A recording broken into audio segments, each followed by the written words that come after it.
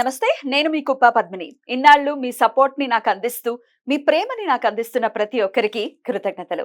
ఇప్పుడు చూడబోతున్న ఈ వీడియో కూడా ఖచ్చితంగా మీకు ఉపయోగపడుతుంది.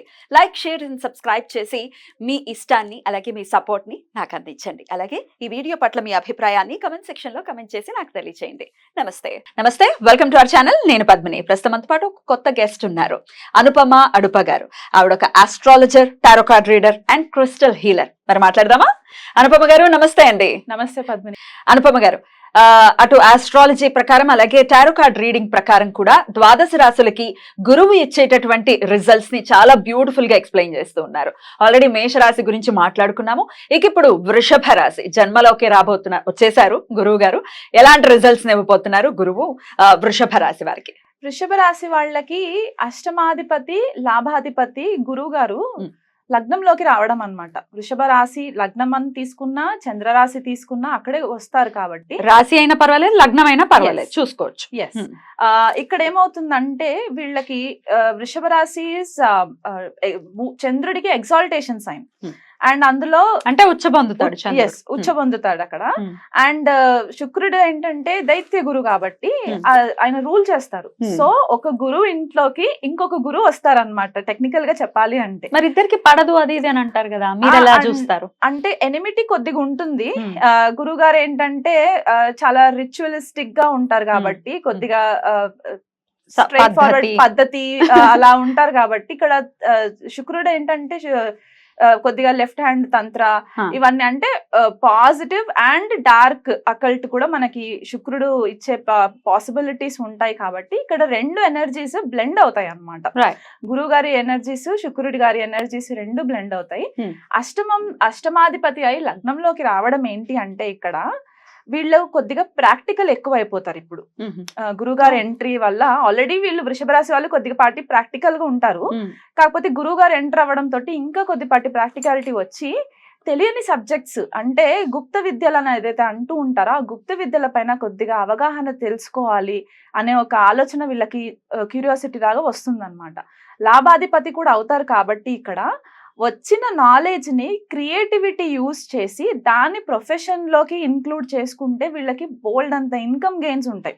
వృషభ రాశి వాళ్ళకి కొద్దిగా డైట్ పరంగా కేర్ఫుల్ గా ఉండాలి. ఎందుకంటే వృషభ రాశి వాళ్ళు స్వతహా భోజన ప్రియులు. సో గురువు గారు అక్కడ ఎంటర్ అవ్వడం తోటి ఎక్కువ స్వీట్స్ తినేయాలి, ఎక్కువ శనగపిండితో చేసిన వస్తువులు తినేయాలి అని అనుకుంటే కొద్దిగా ఇబ్బంది అవుతూ ఉంటుంది, లావ్ అయిపోతారు. అండ్ ఇంకొకటి అష్టమాధిపతి అవుతారు కాబట్టి సడన్ గా ఏవైనా ఇన్సిడెంట్స్ జరిగే ఛాన్సెస్ ఉంటాయి. ఎలాంటి ఇన్సిడెంట్స్? బ్యాడ్ అంటే ఇట్ డిపెండ్స్. మనకి దశ అంతర్దశలు చూసుకోవాలి. మళ్ళీ మనకి శని ఆల్రెడీ కుంభంలో ఉన్నారు, అది మనకి ఎంత ఫేవరబుల్ గా ఉందో చూసుకోవాలి.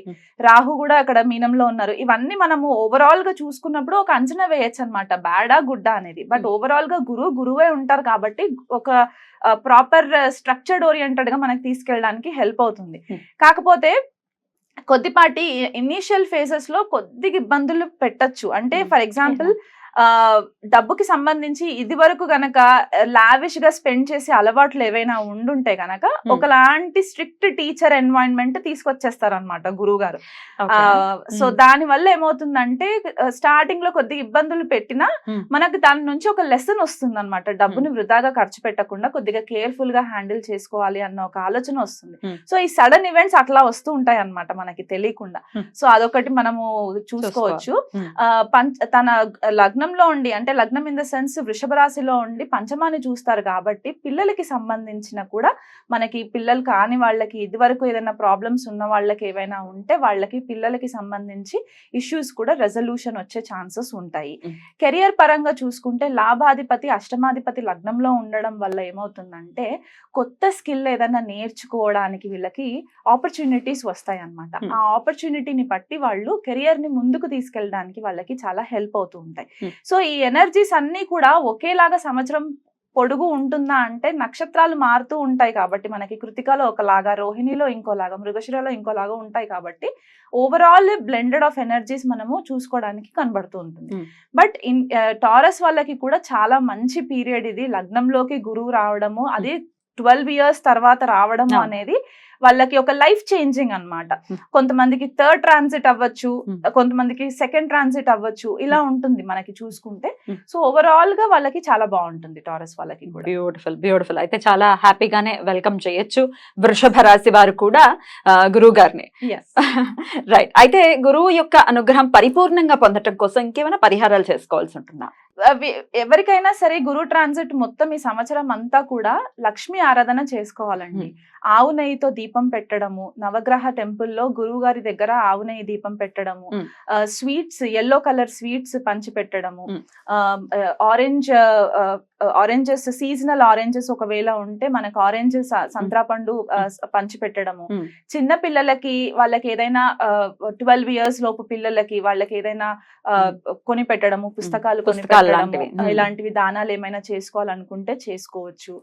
అండ్ ఇంకా విష్ణు సహస్రనామం రెగ్యులర్ గా చాంట్ చేయాలి. ఇది అన్ని రాసుల వాళ్ళకి అప్లికబుల్.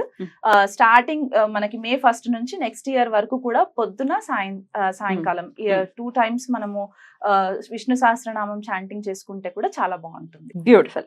ఇక ఇప్పుడు ఆస్ట్రాలజికల్ గా చూసాము ఎట్లాంటి రిజల్ట్స్ వస్తాయనేది. ఒకసారి టారో కార్డ్ రీడింగ్ కూడా చూద్దామా? సో 3 months కి ఎనర్జీస్ ఉంటాయి అని ఆల్రెడీ మీరు చెప్పి ఉన్నారు కాబట్టి మే, జూన్, జూలై వృషభ రాశి వారికి ఎలా ఉండబోతుంది, ప్రత్యేకించి గురువు ఎట్లాంటి రిజల్ట్స్ ఇస్తున్నారు according to tarot card reading అనేది ఇప్పుడు చూద్దాం.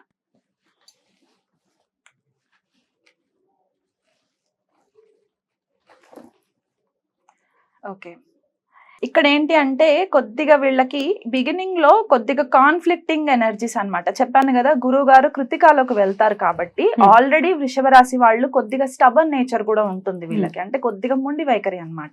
ప్రాక్టికాలిటీ ఎక్కువ అయిపోతుంది కాబట్టి ఈ కాన్ఫ్లిక్టింగ్ స్పీచ్ వచ్చేస్తుంది. ఎందుకంటే వృషభ రాశి న్యాచురల్ వాణి సంబంధించి స్పీచ్ కి సంబంధించిన హౌస్ కాబట్టి కొద్దిపాటిగా కాన్ఫ్లిక్టింగ్ ఎనర్జీస్ మనకి బిగినింగ్ లో కనబడుతుంది అంటిల్ గురువు గారు రోహిణిలోకి ఎంటర్ అయ్యేంత వరకు. సో ఈ పర్టిక్యులర్ 3 months పీరియడ్ మనం ఏదైతే అనుకుంటున్నామో ఈ 3 months పీరియడ్ కూడా వీళ్ళు కొద్దిగా కేర్ఫుల్ గా కమ్యూనికేట్ చేయడంలో కానీ ఏదైనా డెసిషన్స్ తీసుకోవడంలో హేస్టీ డెసిషన్స్ తీసుకోకుండా ఆచితూచి ఒక ప్రాక్టికల్ వేలో మనము డెసిషన్స్ తీసుకుంటే వీళ్ళకి ఎనర్జీస్ వాళ్ళకి అనుకూలంగా ఉంటుంది.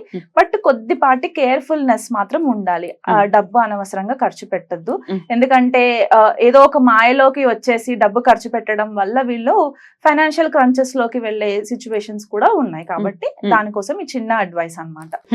ఫ్యామిలీకి సంబంధించి కూడా కొద్దిపాటి డిస్టర్బెన్సెస్ అన్నమాట. ఎందుకంటే కాన్ఫ్లిక్టింగ్ ఎనర్జీస్ మన కమ్యూనికేషన్ లో కాన్ఫ్లిక్టింగ్ ఎనర్జీస్ వచ్చినప్పుడు ఏంటి అంటే మనం ఆచితూచి మాట్లాడము. సో మన మాట వల్ల ఎదుటి వాళ్ళు హర్ట్ అయ్యే ఛాన్సెస్ ఉంటాయి కాబట్టి ఎందుకంటే 8th లార్డ్ లగ్నంలోకి వెళ్ళారు. సో డెఫినెట్ గా జాగ్రత్తగా మాట్లాడుతూ ఈ 3 months ని గడుపుకొని ఒకవేళ రోహిణిలోకి ఎంటర్ అయిన తర్వాత కొంచెం సెటిల్ డౌన్ అవుతుంది. కొద్దిగా సెటిల్ డౌన్ అవుతుంది. ఎందుకంటే రోహిణి నక్షత్రం చంద్ర నక్షత్రం కాబట్టి గురువు గారు కొద్దిగా ఫేవరబుల్ గానే అక్కడ సాఫ్ట్ గా ఉంటుంది. రోహిణి కూడా కొద్దిగా నర్చరింగ్ సాఫ్ట్ నక్షత్ర కాబట్టి కొద్దిపాటిగా సెటిల్ డౌన్ అవుతుంది.